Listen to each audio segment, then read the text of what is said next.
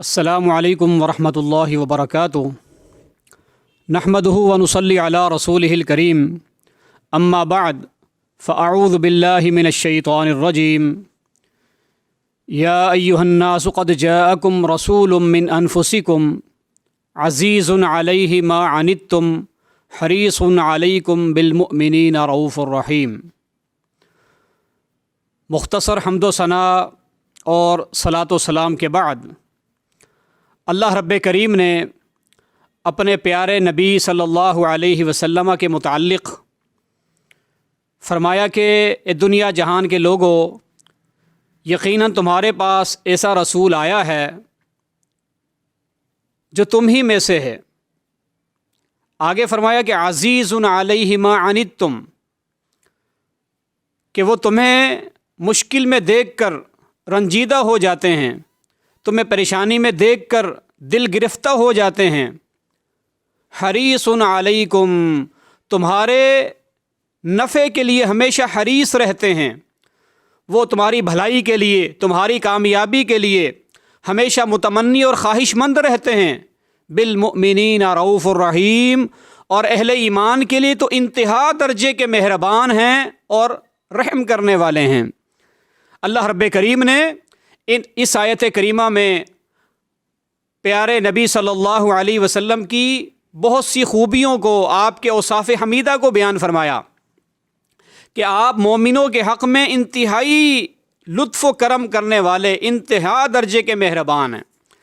آپ اہل ایمان کے حق میں بے انتہا خیر خواہ ہیں، ان کی بھلائی کے، ان کی کامیابی کے، سعادتوں کے آپ ہمیشہ حریص رہتے ہیں۔ اس کی بہت ساری مثالیں ہیں کہ آپ علیہ الصلاۃ والسلام کس قدر اپنی امت کے ایک ایک فرد کے حریص تھے کہ وہ خیر کو حاصل کر لیں، بھلائی کو پا لیں، سعادتوں کے حصول میں کامیاب ہو جائیں، اس بات کے بے انتہا حریص تھے اللہ کے پیغمبر صلی اللہ علیہ وسلم۔ اس کی بہت سی مثالیں کتب احادیث میں موجود ہیں کہ آپ علیہ الصلاۃ والسلام نے اسی خیر خواہانہ جذبے کے تحت، اسی حرص کو مد نظر رکھتے ہوئے، ان سے محبت اور شفقت کا اظہار کرتے ہوئے بعض صحابہ کرام کے حق میں آپ نے دعائیں ارشاد فرمائی ہیں۔ بعض صحابہ کے حق میں آپ نے دعائیں ارشاد فرمائی۔ مثال تو پر حضرت انس رضی اللہ تعالیٰ عنہ خادم رسول ہیں صلی اللہ علیہ وسلم، 10 سال نبی علیہ الصلاۃ والسلام کی خدمت میں گزارے۔ ان کی والدہ حضرت ام سلیم رضی اللہ تعالی عنہا انہیں اپنے بیٹے حضرت انس کو اللہ کے پیغمبر صلی اللہ علیہ وسلم کی خدمت اقدس میں لے کر حاضر ہوئیں۔ عرض کرنے لگی، حضور اس کے لیے دعا فرمائیے، یہ چھوٹا بچہ ہے، یہ میرا بیٹا ہے، آپ اس کے لیے دعا فرمائیے۔ پیارے پیغمبر صلی اللہ علیہ وسلم نے حضرت انس رضی اللہ عنہ کی دعا فرمائی، اللہم اکثر مالہ وولدہ وبارک لہ فیما اعطیتہ۔ یہ صحیح بخاری کی حدیث ہے۔ آپ نے ارشاد فرمایا، اللہ تو اس کے مال اور اولاد میں برکت عطا فرما، اور جو کچھ آپ نے ان کو عطا کر رکھا ہے اس میں اور اضافہ فرما دے۔ اللہ اکبر! یہ کیا؟ حریص علیکم بالمؤمنین رؤوف الرحیم۔ آپ اہل ایمان کے لیے انتہا درجے کے حریص۔ اسی حرص کی خاطر آپ نے یہ دعا فرمائی۔ اس کا اثر یہ ہوا، جناب انس رضی اللہ عنہ بیان کرتے ہیں، اللہ سبحانہ و تعالیٰ نے مجھے اولاد سے اتنا مالا مال فرمایا کہ میری اپنی اولاد اور احفاد، میرے اپنے بیٹے بیٹیاں پوتے پوتیاں، ان کی تعداد 120 کے قریب تھی۔ 120 بچے فرمایا کہ اللہ تعالیٰ نے مجھے عطا فرمائے۔ یا اللہم اکثر مالہ وولدہ۔ اور اللہ نے مال کیسے بڑھایا؟ فرماتے ہیں جناب انس رضی اللہ عنہ کہ بصرہ کے اندر میرا ایک کھجوروں کا باغ تھا، وہ اللہ کے پیغمبر صلی اللہ علیہ وسلم کی مبارک دعاؤں سے سال میں 2 دفعہ پھل دیا کرتا تھا۔ بصرے میں میرا کھجوروں کا باغ، اس میں سال میں 2 دفعے پھل آیا کرتا تھا، اور میری بھیڑ بکریاں اتنی زیادہ، اللہ نے جانوروں کے ریوڑ مجھے اتنے زیادہ دیے تھے، میں ان کو شمار نہیں کر سکتا تھا۔ یہ پیارے نبی صلی اللہ علیہ وسلم کی دعاؤں کا نتیجہ ہے۔ حریص علیکم بالمؤمنین رؤوف الرحیم۔ سیدنا عبد الرحمن ابن عوف رضی اللہ عنہ، نبی علیہ الصلوۃ والسلام کے عظیم صحابہ میں سے عبد الرحمن ابن عوف، آپ نے ان کے لیے برکت کی دعا فرمائی۔ آپ نے جب برکت کی دعا فرمائی تو جناب عبد الرحمن ابن عوف رضی اللہ عنہ فرماتے ہیں پھر اللہ نے ایسی برکت دی، ایسی اللہ نے برکت دی کہ میں پتھر بھی اٹھاتا تو نیچے سے سونا نکل آتا۔ ایسی خیر، ایسی برکت، ایسی کثرت اللہ تعالیٰ نے عطا فرمائی۔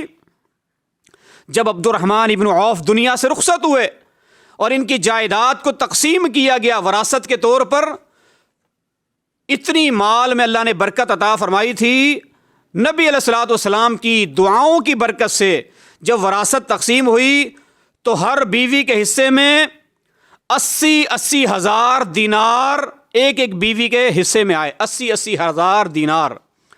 اور جو انہوں نے خود وصیت کی ہوئی تھی، وصیت کے مطابق 50 ہزار دینار بطور وصیت کے وہ وقف کر دیے گئے، غرباء میں بانٹ دیے گئے۔ وہ 50 ہزار دینار الگ ہیں اور ہر بیوی کو 80 ہزار دینار ورثے کے طور پر جو ہے نا وہ ان کے حصے میں آئے۔ ابو ہریرہ رضی اللہ عنہ، محدث امت، فقیہ الامت رضی اللہ تعالی عنہ، بڑے پریشان تھے، والدہ مسلمان نہیں ہو رہی، اللہ کے پیغمبر صلی اللہ علیہ وسلم کا کلمہ نہیں پڑھ رہی، بلکہ بجائے کلمے کے برا بلا کہتی ہیں۔ ایک طرف ماں ہے، دوسری طرف جناب محمد الرسول اللہ صلی اللہ علیہ وسلم ہیں، بڑے دل شکستہ ہوئے۔ ایک دن عرض کرنے لگے حضور میری ماں کے لیے دعا فرمائیے، اللہ اسے اسلام کی دولت سے مالا مال فرما دے، اللہ اسے ہدایت دے دے۔ رسول اللہ صلی اللہ علیہ وسلم نے دعا کے لیے ہاتھ اٹھائے، اللہم اہدی ام ابی ہریرہ، اللہم اہدی ام ابی ہریرہ۔ رسول اللہ صلی اللہ علیہ وسلم دعا فرما رہے ہیں اللہ ابو ہریرہ کی ماں کو ہدایت نصیب فرما دے، اللہ اسے دین اسلام کی دولت سے مالا مال فرما دے۔ ابو ہریرہ رضی اللہ عنہ خوش ہو گئے، سمجھ گئے، یقین تھا، ایمان تھا، دوڑے دوڑے گھر گئے۔ معلوم ہوا کہ والدہ غسل کر رہی ہیں، غسل کے بعد دروازہ کھولا، ابو ہریرہ کو دیکھتے ہی کہنے لگی اشہد ان لا الہ الا اللہ و اشہد ان محمد الرسول اللہ صلی اللہ علیہ وسلم، کلمہ پڑھ کر مسلمان ہو گئیں۔ یہ پیارے نبی صلی اللہ علیہ وسلم کی دعا ہے، حریص علیکم بالمؤمنین رؤوف الرحیم۔ اللہ اکبر۔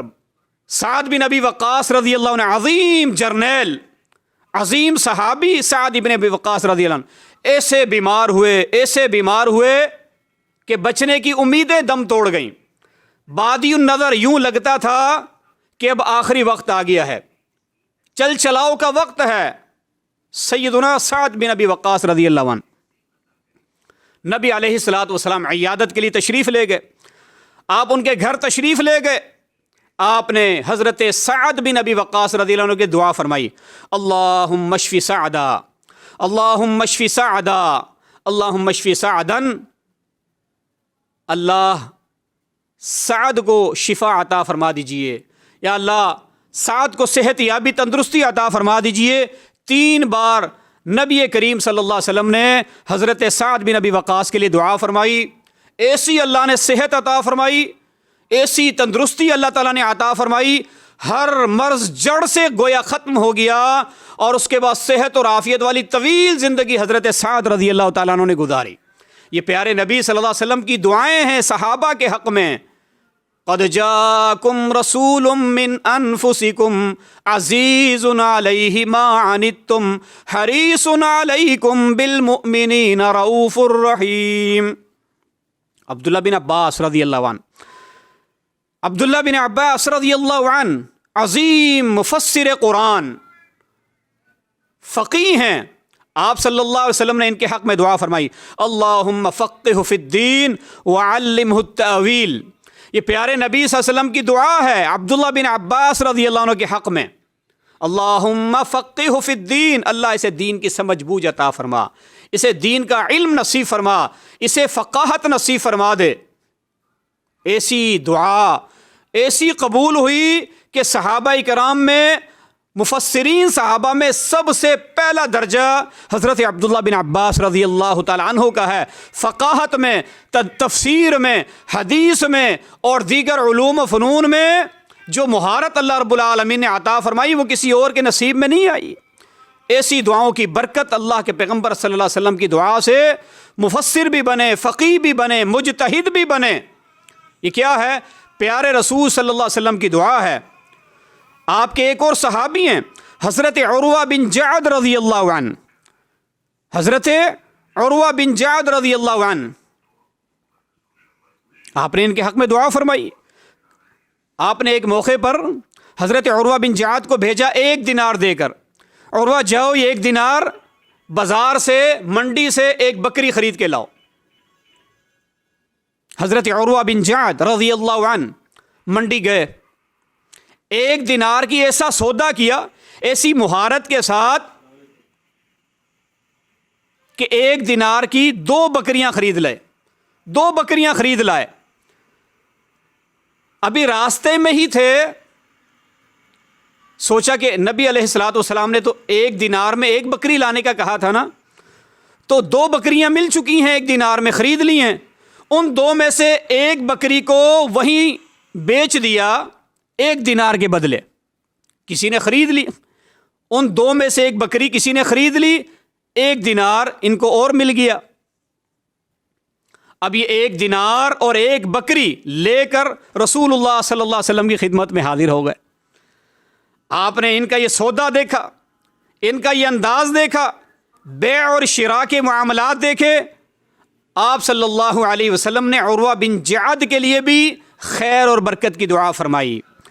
یہ کیا ہے؟ یہ بعض صحابہ کے حق میں رسول اللہ صلی اللہ علیہ وسلم کی دعائیں ہیں. دعائیں ہیں. اس کا معنی دعا خود بھی کرنی چاہیے اور دعا کرانی بھی چاہیے. کسی کو دعا کے لیے کہنا بھی سنت ہے، کسی کے لیے دعا کرنا بھی سنت ہے. بلکہ جو دعا آپ کسی کے حق میں کریں گے، آپ کسی کی صحت کے لیے، کسی کی عافیت کے لیے، کسی کی بخشش کے لیے، کسی کی کامیابی کے لیے، کسی کی رزق کی وسعت کے لیے، کسی کی کامیابی کے لیے آپ دعا کریں گے، اللہ کے فرشتے آپ کے لیے دعا کریں گے. تو دعا کرنی بھی چاہیے، کرانی بھی چاہیے.